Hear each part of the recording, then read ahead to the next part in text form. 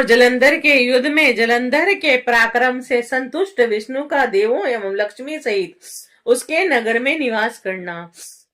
जय श्री गणेश। श्री शिवाय नमस्तुभ्यम। सनत कुमार बोले कि इसके बाद महापराक्रमी दैत्य शूल प्रशु और पटीसों से भय से व्याकुल चित्त वाले देवताओं पर प्रहार करने लगे।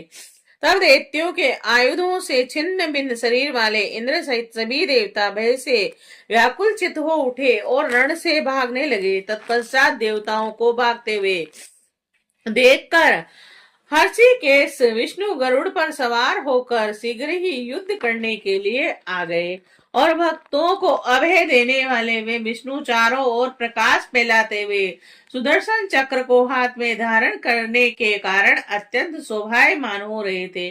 और हे मुने, समस्त युद्धों में विशारद शंख खड़ग और गधा एवं अन्य सांग धनुष धारण किए हुए कठोर अस्त्रों से युक्त अत्यंत कुपित उन महावीर विष्णु ने सांग नामक धनुष चढ़ाकर उसकी टंकार की और उसके मान नाद से त्रिलोकी व्याप्त हो गई। और क्रोध में भरे हुए भगवान विष्णु ने धनुष से छोड़े गए बाणों के द्वारा करोड़ों दैत्यों के सिर काट डाले। उस समय अरुण के छोटे भाई गरुड़ के पंखों की वायु के वेग से पीड़ित हुए देवता आकाश में पवन प्रेरित बादलों के समान चक्कर काटने लगे।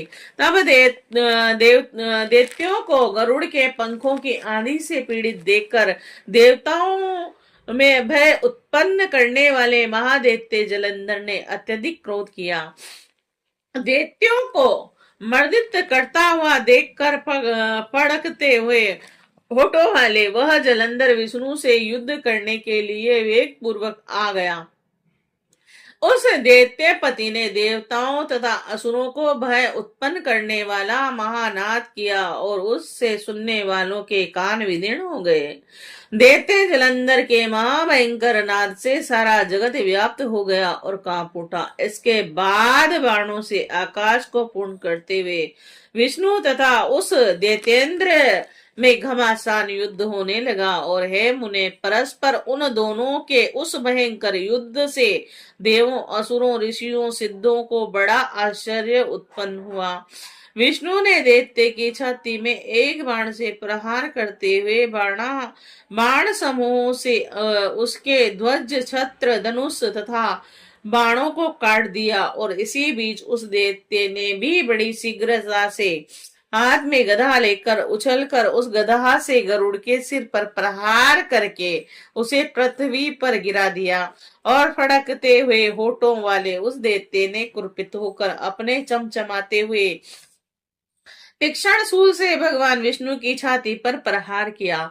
और उसके बाद दैत्य नाशक विष्णु ने हंसते हुए अपने खड्ग से उनकी गदा काट दी और शांग धनुष की प्रचंचा चढ़ाकर तीक्ष्ण बाणों से उसे भेद दिया। और इस प्रकार देवताओं के शत्रुओं का वध करने वाले विष्णु क्रोध में भरकर अत्यंत तीक्ष्ण एवं भयदायक बाण से जलंधर दैत्य पर शीघ्रता से प्रहार करने लगे। तब महाबली दैत्य ने उनके बाणों को आया हुआ देखकर अपने बाण से उसे काटकर बड़ी शीघ्रता से विष्णु की छाती पर प्रहार किया। महाभाव वीर विष्णु भी असुर के द्वारा छोड़े गए उस बाण को तिलक के समान काटकर गर्जन करने लगे। फिर क्रोध से कांपते हुए विष्णु ने जब दूसरा बाण धनुष पर रखा, तब महाबली उस दैत्य ने अपने बाण से उस बाण को काट डाला। तब वासुदेव विष्णु ने क्रोध पूर्वक उस राक्षस के विनाश के लिए पुनः धनुष पर बाण चढ़ाया और उसी की भांति गर्जना की। बलशाली दैत्य जलंधर ने भी क्रोध से अपने होठों को काटते हुए अपने बाण से विष्णु के उस सांग नामक धनुष को काट डाला।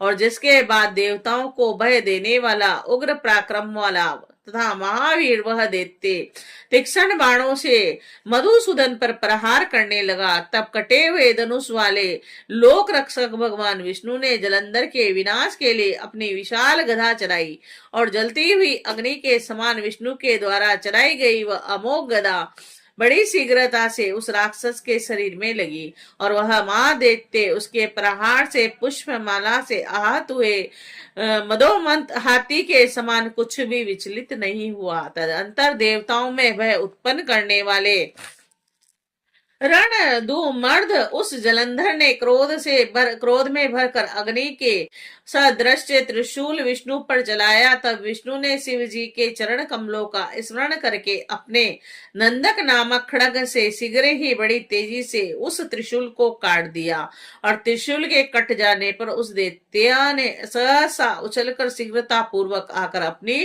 दृढ़ मुष्टि से विष्णु की छाती पर प्रहार किया और तब उस महावीर विष्णु ने भी उस व्यथा की चिंता न करके अपनी दृढ़ मुट्ठी से जलंधर पर हृदय पर प्रहार किया।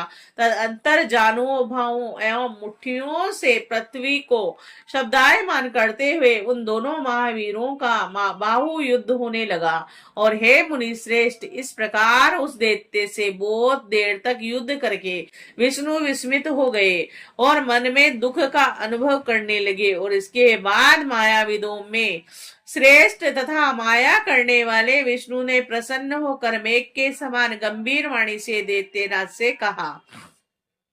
विष्णु जी बोले, हे दैत्य श्रेष्ठ, तुम महाप्रभु रणधूम मर्द तथा धन्य हो और जो इन उत्तम आयुधों से तनिक भी भयभीत नहीं हुए। मैं उन्हीं उग्र आयुधों से महायुद्ध में बहुत से दुर्मद तथा वीर दैत्यों को मारा है और हे छिन्न देह होकर मृत्यु को प्राप्त हो गए। हे महादैत्य, मैं तुम्हारे युद्ध से प्रसन्न हो गया हूँ।